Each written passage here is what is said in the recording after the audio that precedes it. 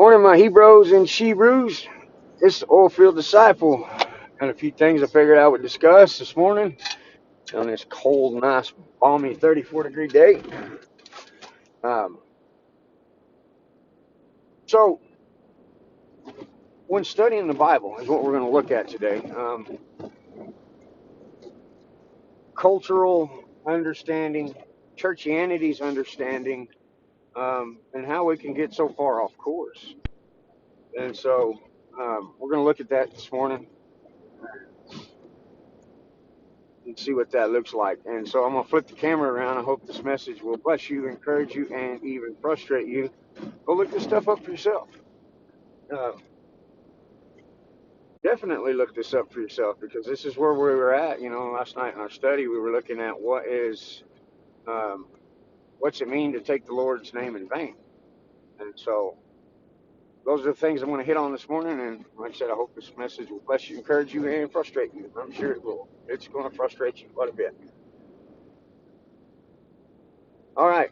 So in that, last night we had a Bible study, and it wound up being a really good study. I think I aggravated a few members, but that's good. That'll encourage them to go look it up for themselves. When we study Scripture and we're looking at what does God say, we have to go back to the very first thing, or not the very last thing that God said. You know, and what does God say about it? It doesn't matter what the culture says about it. See, we get our culture here in America twisted and interwoven um, with Scripture, and we look at it from that standpoint, and we get all screwed up on what does God say, like taking the Lord's name in vain. Um, when we go back and look at two simple words, vain and name.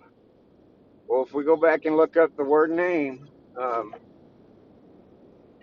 in the Strong's and what it was in the Hebrew, a Shema, his name, or Shema. Uh, and that means essence, being, personality, who God is, not his name.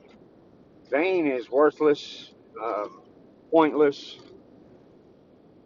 And so if we look at those two words, how do we take God's name in vain? Well, it's not saying, the word GD.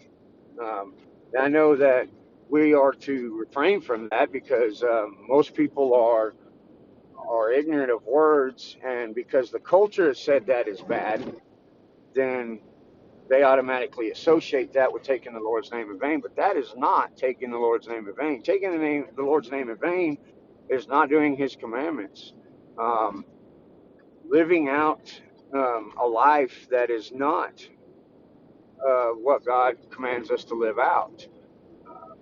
John 14:15. If you love me, keep my commands. So,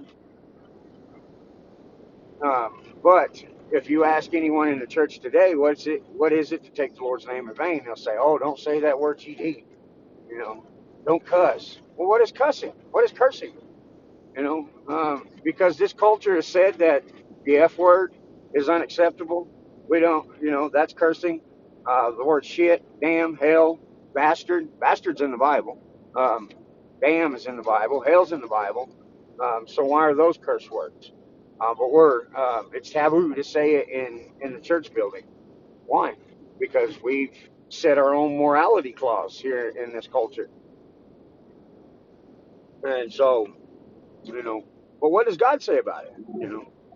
That's what we have to look at when we're studying things out, when we're seeing what is sin and what is not sin. 1 John 3 and 4, sin is transgression of the law.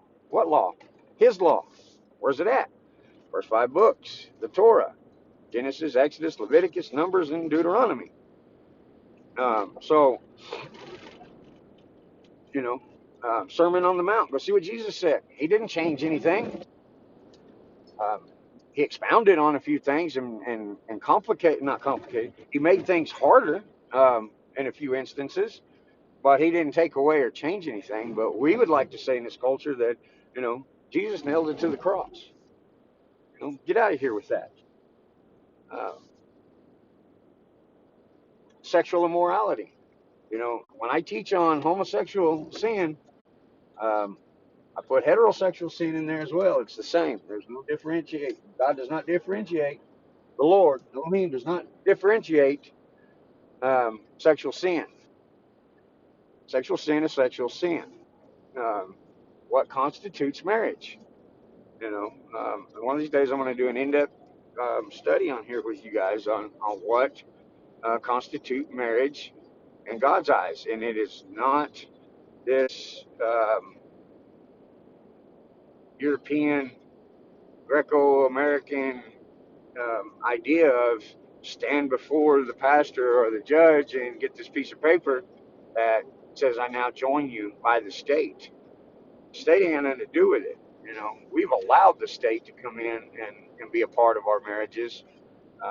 But what constitutes marriage is a man, a woman, and God. Now, go look. Go look in Scripture. Prove me wrong. Not only that, um, having more than one wife is not a sin nowhere. I've yet to find it where God says it's a sin to have more than one wife. So we don't even understand adultery. I'm not saying go out and get multiple wives. What I'm saying is God doesn't say it's a sin. I'm sure that's probably going to piss most of you off, and I may even lose a few of you over that. That is what it is. Go prove me wrong where it says it's a sin. Um, and if you look in the New Testament, you know, one man, one wife, go see what the word one means. I'm sure you're going to find that your teachings, what you've been indoctrinated with, is going to be quite different than what you understand. But anyway, I'm not going there today. I just want to get to the point that um, if we love God with all our heart, soul, mind, and being, then we need to figure out who this God is that we serve. Who is God, and what's He expect? What's His standards? What's His morality of right and wrong? You know, but we don't want to do that. You know, most of us don't. We're happy with what our pastor teaches us and tells us, regardless of what church denomination or background we come from. You know, we're satisfied with grandma and grandpa's and mom and dad's idea of what's right and wrong. And so, with that, I'm going to close this video out. It'll be kind of a short video. I hope this blessed you, encouraged you, and frustrated you to go look this stuff up for yourself. This is Oilfield Disciple, and I will catch you on the next ride.